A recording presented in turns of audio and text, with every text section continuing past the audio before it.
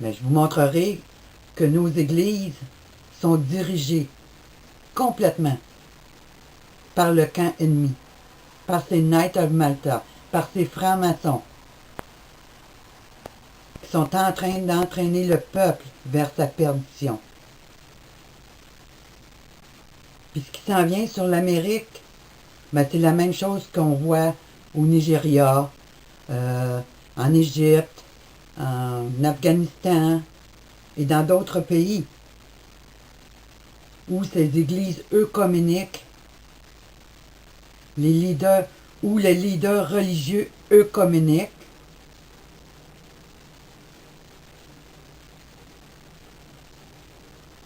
ont entraîné leur peuple vers la destruction. Au lieu de les mettre en garde sur ce qui se passait et sur ce qui se mettait en place. Un grand jugement va venir sur tous ces pasteurs parce qu'ils ont renié le nom de Dieu et ils ont entraîné le peuple vers sa perte finale. Mais des milliers de chrétiens sont présentement détruits à travers le monde parce qu'ils ont cru en l'enseignement, parce qu'ils ont cru à toute cette doctrine de démons, de prospérité, puis de nouvelle évangélisation globale qui se met en place. Et qu'ils ont emboîté le pas sans prendre connaissance si tout ce plan venait de Dieu et de Jésus-Christ. Ils ont fait une confiance, ils ont mis leur confiance aveuglément dans les paroles de ceux qui préparaient leur destruction. Si on va dans 2 Thessaloniciens 2, on nous dit « Pour ce qui concerne l'avènement de notre Seigneur Jésus-Christ et notre réunion avec lui, nous vous prions, frères, de ne pas vous laisser facilement ébranler dans votre bon sens et de ne pas vous laisser troubler, soit par quelque inspiration, soit par une parole ou par une lettre qui semblerait venir de nous, comme si le jour du Seigneur était déjà là. Que personne ne vous séduise d'aucune manière, car il faut que l'apostasie soit arrivée auparavant, et je peux vous dire que nous y sommes complètement, et qu'on ait vu paraître l'homme impie, le fils de la perdition, l'adversaire qui s'élève au-dessus de tout ce qu'on appelle Dieu, ou de ce qu'on adore. Alors la Bible est claire, il faut qu'on ait vu paraître l'homme de perdition. Il n'est pas question d'enlèvement avant. Au contraire, la Bible nous dit qu'il faut qu'on voit ces choses. On voit l'apostasie et qu'on voit l'homme de perdition paraître. Bien, l'homme de perdition, il marche au milieu de nous. Et de plus en plus, son pouvoir grandit. Si on va dans Daniel chapitre 7,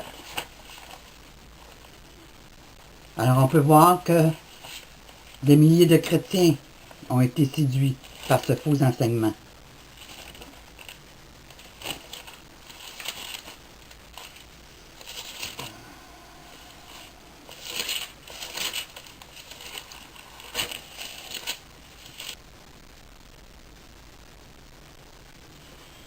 Alors dans Daniel 7, verset 6, on peut y lire « Après cela, je regardai, et voici, un autre était semblable à un léopard. » Alors le léopard, c'est Obama, l'islam.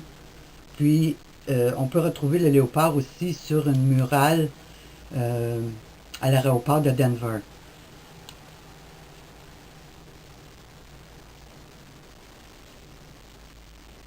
Il avait sur le dos 4 ailes comme les oiseaux.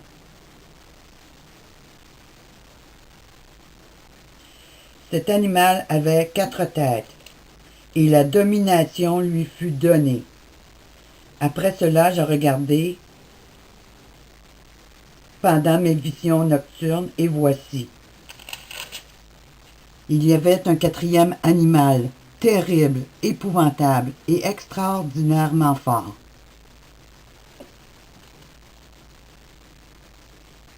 Il avait de grandes dents de fer. Il mangeait, brisait, et il foulait aux pieds ce qui restait. Il était différent de tous les autres animaux précédents, et il avait 10 cornes. Je considérai les cornes, et voici une toute petite corne sortie du milieu d'elle, et 3 des premières cornes furent arrachées.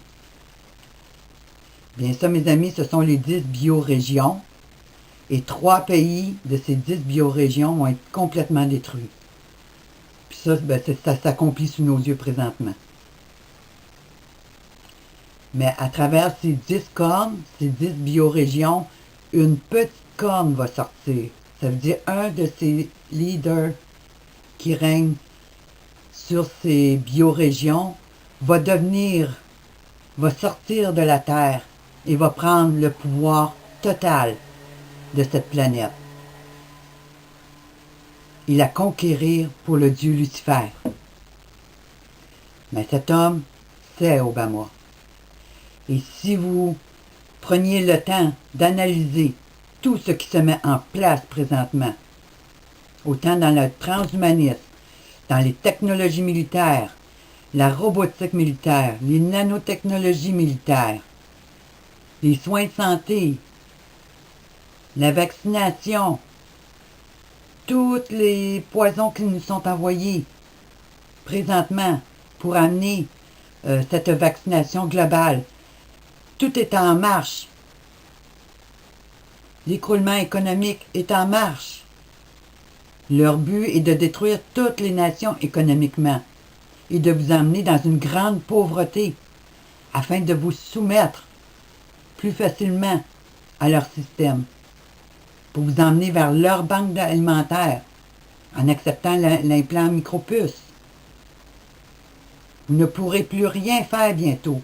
Nous ne pourrons plus rien faire bientôt si nous n'acceptons pas cet implant maléfique, diabolique, amené par Lucifer lui-même et donné à technologie aux humains de la Terre et aux démons qui règnent sur cette Terre, afin d'amener votre soumission totale et entière à Lucifer.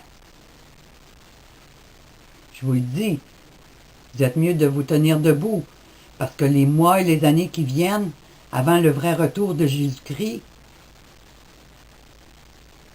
ça va être très dur. Notre foi va être testée à 100%. Puis on est mieux de mourir debout que d'accepter cet implant maudit. Parce que cet implant maudit va vous fermer les portes du ciel pour l'éternité. Puis votre soumission à l'islam va vous fermer les portes du ciel pour l'éternité. Puis si vous ne sortez pas de cette communiste mondiale, puis que vous continuez à croire en vos leaders religieux, corrompus, vendus à ce nouvel ordre mondial, vous allez vous fermer les portes pour l'éternité. Alors pensez-y.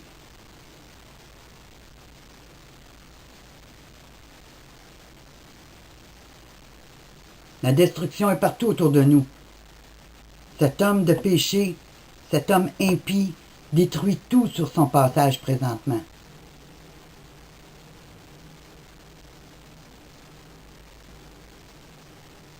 Puis là, ils vont partir après Israël.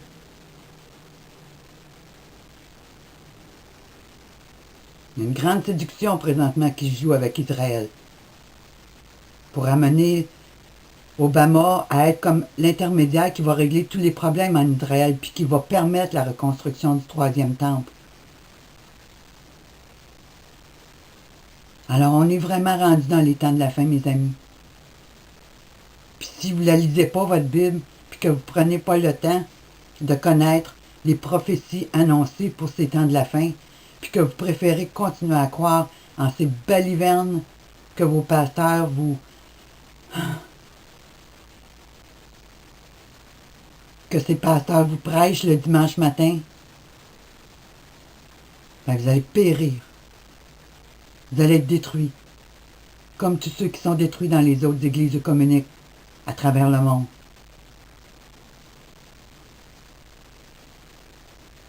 Ce qui se passe à cette grande convention, c'est très grave. Puis, mais nous montre réellement ce qui est en train de se mettre en place pour les mois et les années à venir. Alors, de grâce, de grâce, de grâce, repentez-vous. Sortez de cette église corrompue qui est contrôlée par le pape Benoît XVI et marchez en nouveauté de vie. On n'a pas besoin de nouvelles formes d'évangélisation. Dieu n'a jamais prêché la prospérité. Dieu n'a jamais prêché de faire du yoga pour atteindre cette illumination cosmique. Ça, c'est le mensonge, c'est les pièges de l'ennemi qui rentrent à pleine porte dans nos églises. Dieu a tout accompli il y a 2000 ans et il n'y a plus rien d'autre à accomplir, sinon notre repentance, notre obéissance et notre sanctification. Que Dieu protège son peuple et qu'il le conduise dans ces temps difficiles dans lesquels nous entrons. Ce monde n'est plus le même. Ce monde est sous le contrôle total des démons.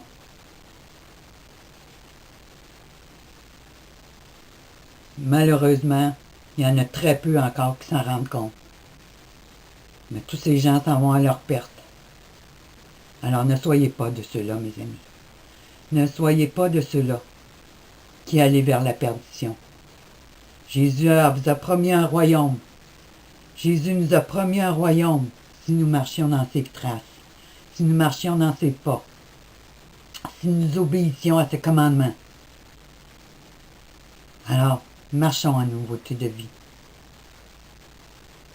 Ceux qui ne veulent pas marcher, on n'a plus le temps de s'en occuper.